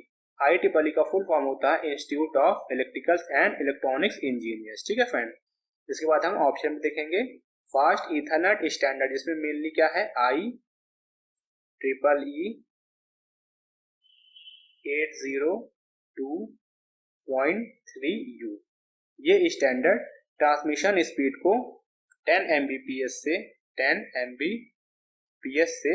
100 Mbps तक कर देता है। ठीक है फ्रेंड। क्वेश्चन में भी यही बोला कि स्पीड को क्या कर देता है, 10 टाइम्स कर देता है। साथ ही साथ फास्ट ईथरनेट एरर डिटेक्शन को इम्प्रूव करता है और ईथरनेट के रेट को करेक्ट करता है, जिससे यूजर इंटरनेट, वीडियो और मल्टीमीडिया का एक्सेस फास्टली कर सके। ठीक है फ्रेंड। और इसमें कैटेगरी 5 का, जिसे शॉर्ट में हम कैट 5 कहते हैं, कैटेगरी 5 का नेटवर्क यूज किया जाता है। इसके बाद हम और भी ऑप्शन देख लेते हैं कि उनका मीनिंग क्या होता है। ऑप्शन बी है ब्रिज ईथरनेट। ब्रिज ईथरनेट में हम सेम प्रोटोकॉल के दो या दो से ज्यादा लैंस लोकल एरिया नेटवर्क को आपस में कनेक्ट करते हैं, जिससे कि नेटवर्क कैपेसिटी मल्टीप्लाई करने में हेल्प मिलती है। फिर उसके बाद है option C, switch Ethernet. Network provider expert की हेल्प से हम जब नेटवर्क सर्विस को मेंटेन, ऑपरेट और मैनेज करते हैं ताकि कस्टमर बेनिफिट ज्यादा से ज्यादा हो सके। फिर उसके बाद हमारा option D, full duplex Ethernet. Full duplex Ethernet to support communication between stations on the network simultaneously. Full duplex Ethernet की जो नेटवर्किंग कैपेसिटी होती है वो ट्रेडिशनल ईथरनेट से ज्यादा होती है। ठीक है फ्रेंड। तो ये टर्म आप अच्छे से याद रखिएगा। अगर कोई डाउट आपको हो तो आप कमेंट बॉक्स में कमेंट करके पूछ सकते हैं। नेक्स्ट क्वेश्चन है IEEE standard protocol which defines a wireless personal area network PAN operable in a room is, तो उसका आंसर हमारा ऑप्शन बी, ब्लूटूथ।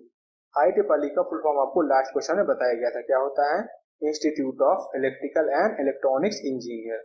अब हम बात करेंगे IEEE स्टैंडर्ड प्रोटोकॉल की। ये क्या होता है, IEEE स्टैंडर्ड प्रोटोकॉल ईथरनेट और वायरलेस टेक्नोलॉजी में यूज होने वाले फिजिकल और डेटा लिंक लेयर का नेटवर्किंग स्टैंडर्ड कलेक्शन होता है, जिसमें सबसे इंपॉर्टेंट क्या है, IEEE 802। ठीक है फ्रेंड। इसको आप याद रखिएगा, ये बहुत इंपॉर्टेंट है। बिना IEEE 802 के सिस्टम से सिस्टम के बीच में कनेक्शन नहीं हो सकता। IEEE 802 को हम essential foundation of network world भी कहते हैं। अब हम बात करेंगे ऑप्शन डी की, वायरलेस लैन। ये क्या होता है, ये लोकल नेटवर्क होता है जिसे मोबाइल यूजर कनेक्शन के लिए यूज करते हैं और इसकी रेंज कितनी होती है, 100 से 1000 मीटर तक। ठीक है फ्रेंड। फिर नेक्स्ट हमारा क्या है, ऑप्शन ए, वाईफाई। वाईफाई का फुल फॉर्म क्या होता है, वायरलेस फिडेलिटी, जो कि WLAN का फुल फॉर्म क्या होता है, wireless local area network. WLAN का ही एक स्पेशल टाइप है जो कि IEEE 802.11 वायरलेस प्रोटोकॉल का यूज करता है। इसकी रेंज क्या होती है, 46 मीटर से लेके 92 मीटर तक। ठीक है फ्रेंड। नेक्स्ट क्वेश्चन है Which one of the following points is a private switching station that connects the network internet service providers network and operates at a high data rate up to 600 Mbps? तो उसका answer हमारा option B है, pairing point.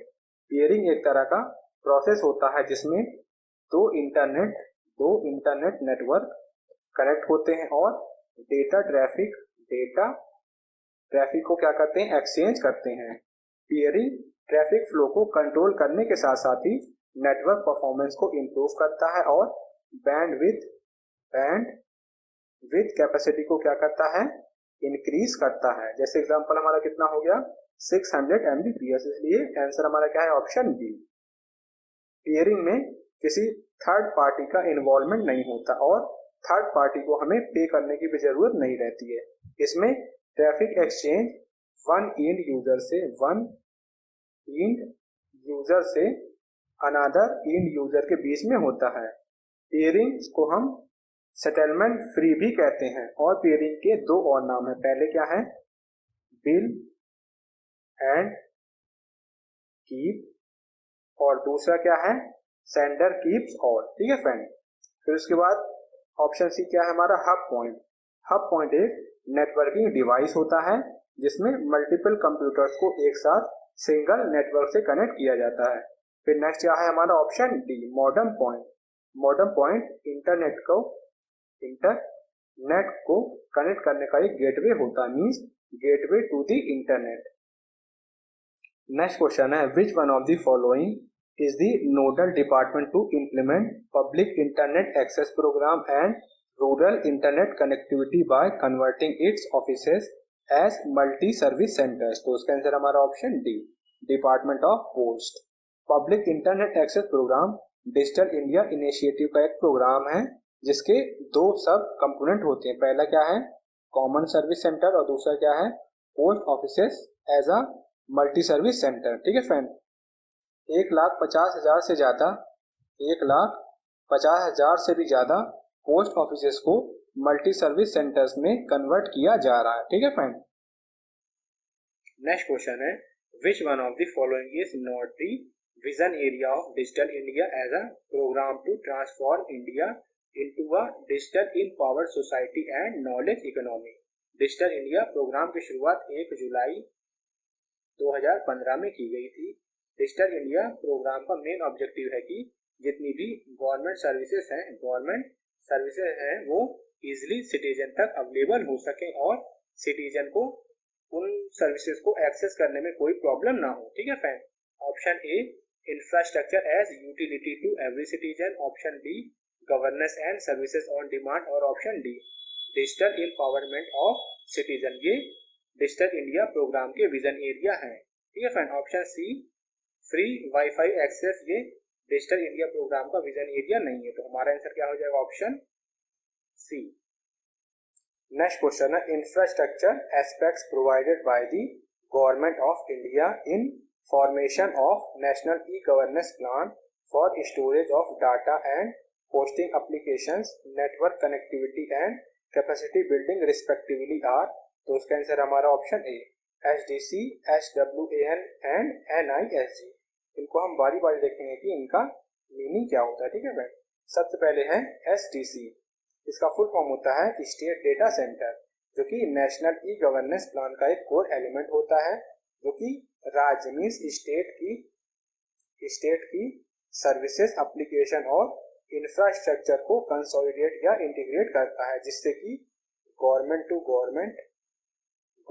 To business और government to customer services efficiently electronic device से provide हो सके। Example हमारा क्या होगा, सिटीजन सर्विसेज पोर्टल। ठीक है फ्रेंड। इसके बाद है स्वान, SWAN। इसका फुल फॉर्म होता है स्टेट वाइड एरिया नेटवर्क।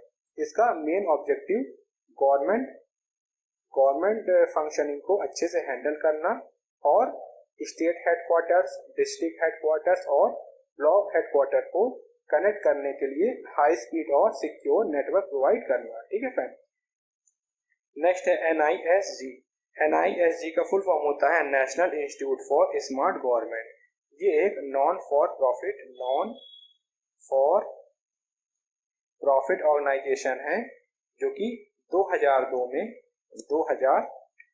में पब्लिक और प्राइवेट सेक्टर की हेल्प से इस्टेब्लिश हुआ था। इसका हेडक्वार्टर हैदराबाद में है। इसमें 51% जो पार्टिसिपेशन है वो प्राइवेट सेक्टर का होता है और 49% पार्टिसिपेशन पब्लिक सेक्टर का होता है। NISG का मेन एम सेंट्रल और स्टेट गवर्नमेंट को ई गवर्नमेंट कंसल्टेंसी प्रोवाइड कराना, जिससे कि सिटीजन सर्विस बेटर हो सके। ठीक है फ्रेंड।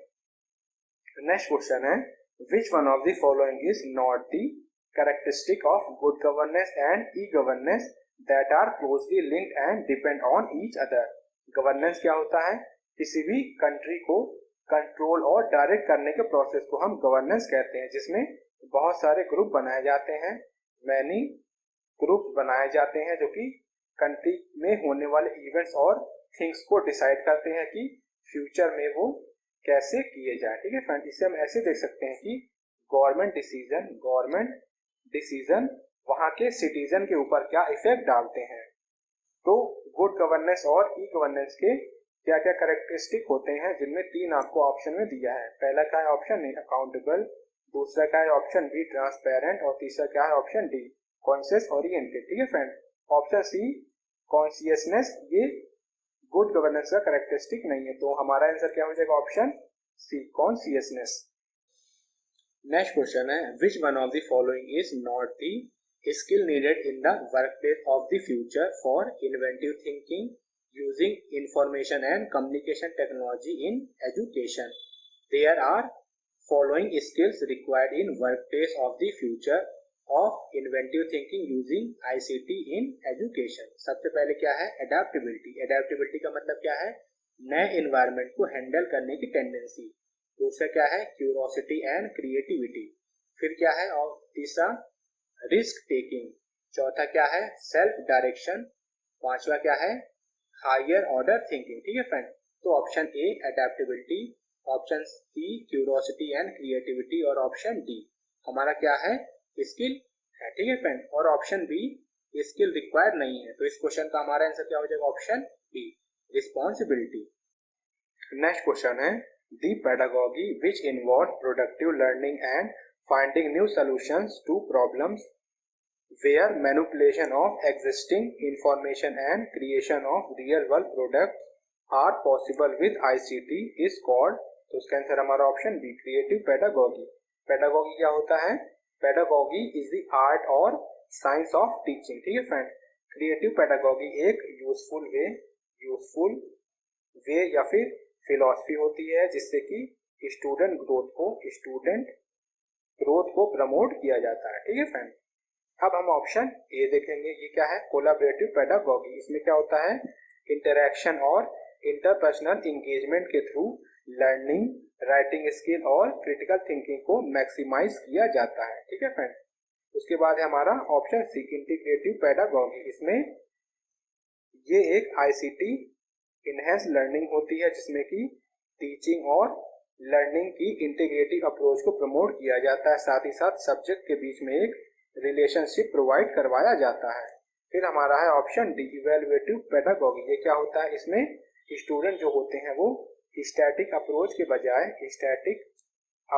बजाय डायरेक्टेड और डायग्नोस्टिक अप्रोच कंसीडर करते हैं, जिसमें कि एक सिस्टमैटिक प्रोसेस होता है। सबसे पहले कलेक्शन होता है, फिर उसके बाद एग्जामिनेशन होता है, फिर उसके बाद क्या होता है? इंटरप्रिटेशन। ठीक है फ्रेंड।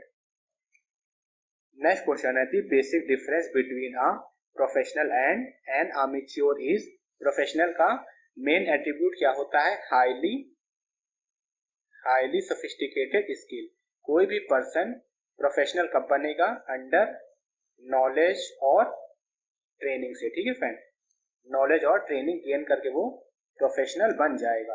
प्रोफेशनल के पास प्रॉब्लम सॉल्विंग एबिलिटी होती है, साथ ही साथ जो प्रोफेशनल अप्रोच होती है वो हाईली फोकस और डिटर्मिनिस्टिक होती है। अब अगर हम बात करेंगे अमेच्योर की, इसकी जो अप्रोच होती है वो प्रोबेबिलिस्टिक होती है। अमेच्योर पर्सन एक ऐसा पर्सन है जो कि कोई भी काम सिर्फ इंजॉयमेंट के लिए करता है। अमेच्योर एक फ्रेंच वर्ड है जिसका मतलब होता है नॉट एक्सपर्ट। ठीक है फ्रेंड। जो कि हमेशा कंफ्यूज रहता है और जॉब से क्या रहता है, डिस्ट्रैक्टेड रहता है। अब हम ऑप्शन देख लेंगे।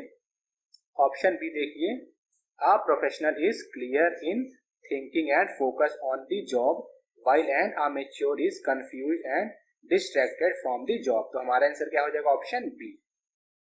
नेक्स्ट क्वेश्चन है, यूथेनेसिया रिफर्स टू। यूथेनेसिया एक ग्रीक वर्ड है जिसका मीनिंग होता है good death. Good death means अच्छी मौत। Euthanasia is the practice of intentionally ending life to relieve pain and suffering. जब किसी पेशेंट के सरवाइव होने की कोई होप नहीं रहती है तो या तो उसकी डायरेक्ट किलिंग की जाती है या फिर इनडायरेक्ट। ठीक है फ्रेंड, डायरेक्ट किलिंग को हम पैसिव यूथेनेसिया भी कहते हैं। इसमें पेशेंट का ट्रीटमेंट और सपोर्ट सिस्टम को बंद कर दिया जाता है और उसे नेचुरली डेथ के लिए छोड़ दिया जाता है। फिर दूसरा टाइप क्या है, इनडायरेक्ट किलिंग। इसे हम एक्टिव यूथेनेसिया भी कहते हैं। इसमें पेशेंट को एक जहरीला इंजेक्शन देके मार दिया जाता है। ठीक है फ्रेंड, तो हमारा आंसर क्या हो जाएगा, option D, killing of a terminally ill person suffering actually with no hope of survival. Next question है, utilitarianism in the professional ethics is. Utilitarianism एक एथिकल थ्योरी है जो कि कॉमनली पब्लिक बेनिफिट प्रिंसिपल पर based है, जिसका consequence of action decision पर based रहता है। जैसे हम एग्जांपल देखेंगे कि अगर किसी भी एक्शन से सोसाइटी में रहने वाले पीपल का गुडविल या बेनिफिट ज्यादा हो रहा है, बजाय इसके कि कुछ पीपल इससे सफर भी करेंगे, तो वो एक्शन राइट माना जाता है। जैसे हम एग्जांपल क्या कंसीडर करेंगे, हाईवे प्रोजेक्ट से बहुत से लोगों की जमीन चली जाती है, मीन सफर करते हैं, लेकिन हाईवे का बेनिफिट बहुत लोगों को होगा। जैसे कि उससे इंफ्रास्ट्रक्चर मजबूत होगा, ट्रांसपोर्टेशन में टाइम कम लगेगा और वहां के एरिया का डेवलप होगा। मीन्स बहुत लोगों का बेनिफिट हो रहा है लेकिन कुछ लोगों से सफर कर रहे हैं, तो हम क्या ध्यान देते हैं कि ज्यादा से ज्यादा बेनिफिट हो सके। ठीक है फ्रेंड, तो हमारा आंसर क्या हो जाएगा, option D, a judgment of an action by the consequences of that action. ठीक है फ्रेंड, नेक्स्ट क्वेश्चन है, in the professional ethics the degree of safety propose to be attained varies with what is professional ethics. Professional ethics provides rules on how a person or group act towards other people and organization. Business या organisation में किसी person या group के behaviour को govern करने में use होने वाले प्रिंसिपल को हम क्या कहते हैं, प्रोफेशनल एथिक्स। वैसे तो प्रोफेशनल एथिक्स में degree of safety, cost of risk, design और यूटिलिटी के साथ वेरी करता है, लेकिन यूपीएससी ने इस क्वेश्चन का आंसर क्या माना है, ऑप्शन डी। ठीक है friend, product perception and cost of risk involve. जबकि अगर हम बुक के हिसाब से देखें तो हमारा आंसर क्या होगा, option B, cost of risk, design and utility. इस क्वेश्चन को आप किसी दूसरे रेफरेंस से एक बार चेक कर लीजिए। अगर आपको कोई प्रॉब्लम होती है तो आप कमेंट बॉक्स में कमेंट कर सकते हैं। नेक्स्ट क्वेश्चन है, the basic ethical principle of beneficence states that engineer conduct के दो वेरी इंपॉर्टेंट प्रिंसिपल होते हैं। पहला प्रिंसिपल है beneficence is the roots of aspirational engineering ethics और पॉजिटिव इंजीनियरिंग एथिक्स, जिसका मेन फोकस रहता है कि एक्शंस और थॉट्स के थ्रू हम ज्यादा से ज्यादा दूसरे लोगों का बेनिफिट कर सके। ठीक है फ्रेंड, तो हमारा आंसर क्या हो जाएगा, option A, all our thoughts and actions must be directed to ensure that others benefit from this thoughts and action. ठीक है फ्रेंड, और दूसरा क्या है, दूसरा हमारा है मैलेफिसेंस,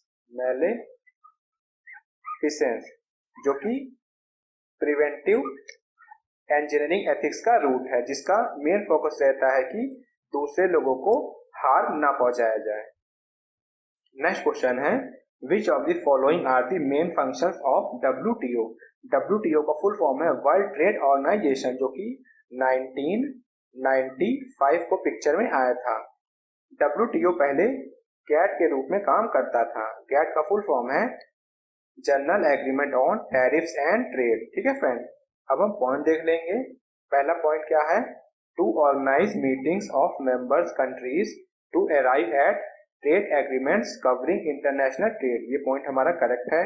पॉइंट 2 क्या है, to ensure that member countries conduct trade practices as per agreements agreed upon and sign by the member countries. ये भी हमारा करेक्ट है। पॉइंट 3 क्या है, to provide a platform to negotiate and settle dispute related to international trade between and among member countries। ये भी हमारा correct है। मीन्स तीनों पॉइंट हमारे करेक्ट हैं। अब हम ऑप्शन देख लेंगे। ऑप्शन डी इस क्वेश्चन का करेक्ट आंसर हो जाएगा, 1, 2 एंड 3। नेक्स्ट क्वेश्चन है, यहाँ से आपके स्टेटमेंट वाले क्वेश्चन स्टार्ट हो गए। इस टाइप के क्वेश्चन में आप करेक्ट ऑप्शन कैसे सेलेक्ट करते हैं, देखिए बहुत ही सिंपल है। अगर स्टेटमेंट 1 और स्टेटमेंट 2 दोनों करेक्ट हैं और स्टेटमेंट 2 स्टेटमेंट 1 की करेक्ट एक्सप्लेनेशन हो, मीन्स स्टेटमेंट 1 और स्टेटमेंट 2 के बीच में कोई रिलेशन हो, तो आपका आंसर हो जाता है ऑप्शन ए। ठीक है फ्रेंड। अब दूसरा केस क्या है, अगर स्टेटमेंट 1 और स्टेटमेंट 2 दोनों सही हैं लेकिन दोनों के बीच में कोई रिलेशन ना हो, तब आपका आंसर क्या होगा, ऑप्शन बी। ठीक है फ्रेंड। अगर स्टेटमेंट 1 करेक्ट है और स्टेटमेंट 2 रॉन्ग है, तब आपका आंसर क्या हो जाएगा, ऑप्शन सी। ठीक है फ्रेंड। अगर स्टेटमेंट 1 आपका रॉन्ग है और स्टेटमेंट 2 आपका करेक्ट है, तब आपका आंसर क्या होगा, ऑप्शन डी। ठीक है फ्रेंड। तो इस तरह आप इस टाइप के क्वेश्चन को सॉल्व कर सकते हैं। अब हम क्वेश्चन पर आएंगे। स्टेटमेंट 1 आपको क्या दिया है, if the project influence is more in decision making for the project then the arrangement is considered a strong matrix. ये स्टेटमेंट आपका करेक्ट है, क्योंकि स्ट्रॉन्ग मैट्रिक्स में प्रोजेक्ट मैनेजर के पास ही प्रोजेक्ट की सारी एक्टिविटीज की फुल अथॉरिटी और कंट्रोल होता है। ठीक है फ्रेंड।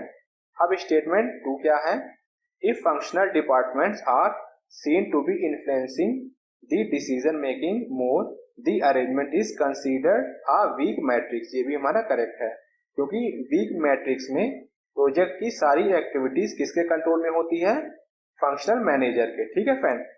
दोनों स्टेटमेंट हमारा करेक्ट है, लेकिन स्टेटमेंट 1 और स्टेटमेंट 2 के बीच में कोई रिलेशन नहीं है, तो हमारा आंसर क्या हो जाएगा, ऑप्शन बी।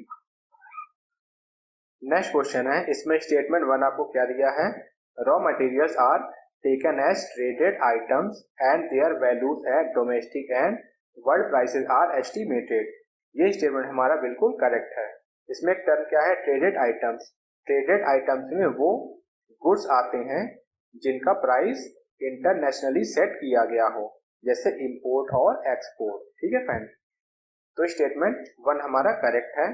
अब स्टेटमेंट 2 क्या है, raw materials which have a high value to volume ratio and involve proportionately high transport cost and are imported are regarded as non traded items. ये हमारा रॉन्ग है। ठीक है फ्रेंड। अब नॉन ट्रेडेड आइटम्स में क्या क्या आते हैं, वो आइटम जो कि ट्रेड में इंटर नहीं होते हैं, जैसे क्या हो गए, जितनी भी सर्विसेज हो गए, जैसे कि एजुकेशन है, हेल्थ केयर है, और लोकल मार्केट में यूज होने वाले फ्रेश फूड। ठीक है फ्रेंड। तो स्टेटमेंट 2 हमारा रॉन्ग है, तो इस क्वेश्चन का करेक्ट आंसर हमारा क्या हो गया, ऑप्शन सी। ठीक है फ्रेंड। इसमें एक और टर्म है क्या, वैल्यू टू वॉल्यूम। ये क्या होता है, मार्केट का टोटल ग्रॉस प्रॉफिट शेयर। ठीक है friend. VVR means value to volume determine how efficient operating efforts are compared to the competition. ठीक है फ्रेंड। तो ये आप डेफिनेशन अच्छे से याद रखिएगा, क्योंकि आने वाले एग्जाम में पूछ सकता है। नेक्स्ट क्वेश्चन है, स्टेटमेंट 1 आपको क्या दिया है, information and communication technologies ICTs can facilitate improve service delivery and more efficient internal operation. ये हमारा करेक्ट है। ICTs एक ऐसी टेक्नोलॉजी है जिसमें हम इलेक्ट्रॉनिक्स के थ्रू किसी भी डेटा या फिर इंफॉर्मेशन को easily transmit, share, store, create और डिस्प्ले कर सकते हैं। ये ICTs का ऑब्जेक्टिव है। ठीक है फ्रेंड। स्टेटमेंट 1 करेक्ट है। अब स्टेटमेंट 2 क्या है, ICTs can create new opportunities for the marginalised and the vulnerable of society but do not represent a Panacea for all development problem, ये भी स्टेटमेंट हमारा करेक्ट है। आईसीटीज एप्लीकेशन सभी सोशल और इकोनॉमिक डेवलपमेंट के लिए बेनिफिशियल नहीं है, क्योंकि इससे अनएम्प्लॉयमेंट और सोशल और इकोनॉमिकल डिसलोकेशन का रिस्क रहता है। ठीक है फ्रेंड, तो स्टेटमेंट 1 भी करेक्ट है और स्टेटमेंट 2 भी करेक्ट है। ये क्या है, आईसीटीज का ऑब्जेक्टिव है और ये क्या है, आईसीटीज का लिमिटेशन है, मींस दोनों के बीच में कोई रिलेशन नहीं है। तो हमारा आंसर क्या हो जाएगा, ऑप्शन बी। नेक्स्ट और इस वीडियो का लास्ट क्वेश्चन है। फ्रेंड्स, अगर आपको ये वीडियो इंपॉर्टेंट लगा हो तो आप मेरे YouTube चैनल को सब्सक्राइब कर दें और इस वीडियो को ज्यादा से ज्यादा अपने फ्रेंड्स और ग्रुप में शेयर कर दें।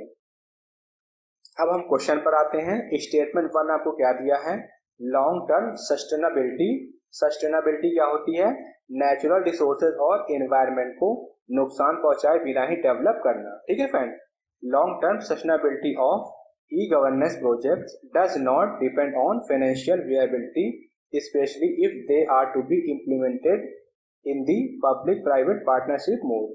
ये स्टेटमेंट हमारा रॉन्ग है, क्योंकि लॉन्ग टर्म सस्टेनेबिलिटी ई-गवर्नेंस के जो प्रोजेक्ट होते हैं वो फाइनेंशियल विएबिलिटी पे डिपेंड करते हैं। तो हमारा आंसर ऑटोमेटिकली क्या हो जाएगा, ऑप्शन डी, क्योंकि इसमें स्टेटमेंट 1 क्या हो गया, रॉन्ग हो गया। फिर भी हम इस क्वेश्चन को थोड़ा डिटेल में देख लेंगे। ये नया टर्म है, क्या है, फाइनेंशियल विएबिलिटी। इसका मतलब क्या होता है, किसी भी प्रपोज प्रोजेक्ट में कितना रिस्क इन्वॉल्व है उसे क्या करना, इवेल्युएट करना, ताकि गुड्स और सर्विसेज का जो डिलीवरी है वो इफेक्टिवली हो सके। ठीक है फ्रेंड, इसके बाद हम स्टेटमेंट 2 भी देख लेंगे। क्या है, front end e services are possible without back end computerization. इसका मतलब क्या होता है, सॉफ्टवेयर इंजीनियरिंग में फ्रंट एंड और बैक एंड का मतलब ये है कि किसी भी सॉफ्टवेयर, हार्डवेयर या फिर फिजिकल इंफ्रास्ट्रक्चर से प्रेजेंटेशन लेयर और डेटा एक्सेस लेयर को सेपरेट करना। ठीक है फ्रेंड, अब हम फ्रंट एंड ई सर्विस के बारे में देखेंगे। फ्रंट एंड ई सर्विस क्या होती है, ये यूजर फ्रेंडली इंटरफेस होता है जिससे इजीली एक्सेस हो पाता है। ठीक है फ्रेंड, फिर उसके बाद बैक एंड कंप्यूटराइजेशन, इसमें क्या होता है, इसमें सर्वर को कंसीडर किया जाता है जिससे कि बिजनेस लॉजिक और डेटा स्टोर को हैंडल किया जा सके। ठीक है फ्रेंड,